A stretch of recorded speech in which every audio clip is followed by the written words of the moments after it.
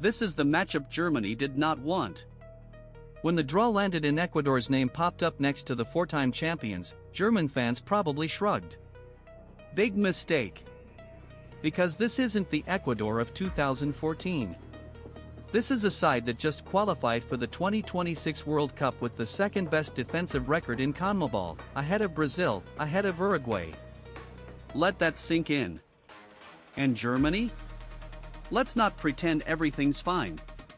Group stage exits in 2018 and 2022. A Euro 2024 quarter-final where Spain bullied them off the pitch. Julian Nagelsmann is rebuilding on the fly, and now his opener is against a team that hasn't conceded more than one goal in a competitive match in over a year. Here's the part nobody's talking about. Ecuador is bringing the youngest squad of the entire tournament. Average age barely scraping 24. Kendry Páez, the Chelsea-bound wonder kid, will be 19 by kickoff. Kevin Rodriguez up top runs the channels like his life depends on it. And on the wings? Pure rocket fuel. That's where Germany's nightmare actually begins. Nagelsmann loves a high defensive line. Loves it. Antonio Rudiger and Jonathan Tah step up to compress the pitch, squeeze the midfield, win the ball high. It works beautifully against teams that want to play through you. It falls apart against teams that want to run past you. Ecuador wants to run past you. Think about it. Rudiger is fast, sure, but he's 33 by the time this tournament kicks off. Tah is powerful but turns like a cargo ship. Now imagine Páez slipping a ball over the top for Gonzalo Plata or Jeremy Sarmiento sprinting into the channel. Germany got cooked by exactly this kind of move against Japan in 2022. Twice. They haven't fixed it. And here's a stat that should terrify Bayern fans. In Ecuador's last 10 matches, 60% of their goals came from transition moves starting in their own half. 60%. That's not a team. That's an ambush. So what does the lineup actually look like? Expect Nagelsmann to roll out Ter Stegen in goal, a back four of Kimmich, Tah, Rudiger and Raum. Pavlovic and Andrich sitting deep, with Wirtz, Musiala and Sane ahead of them, and Niklas Füllkrug or Woltmade leading the line. On paper, that's terrifying.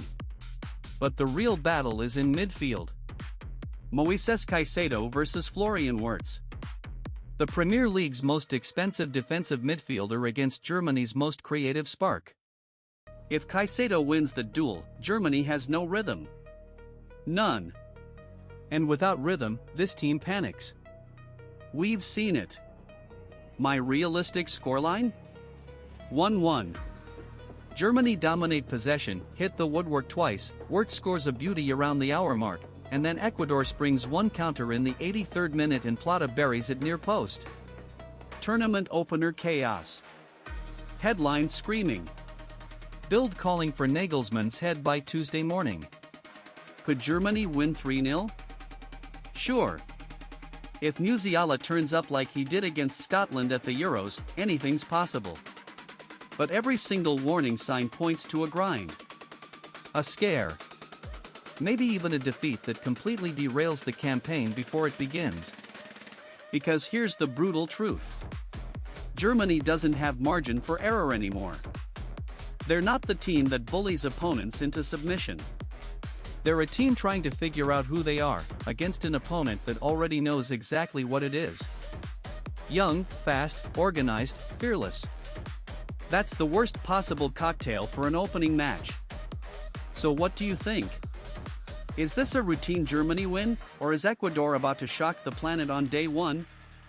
Drop your predicted scoreline in the comments, and if you want more deep dives on every World Cup 2026 group stage matchup, hit subscribe and watch the breakdown of France's group next. You won't believe who they drew.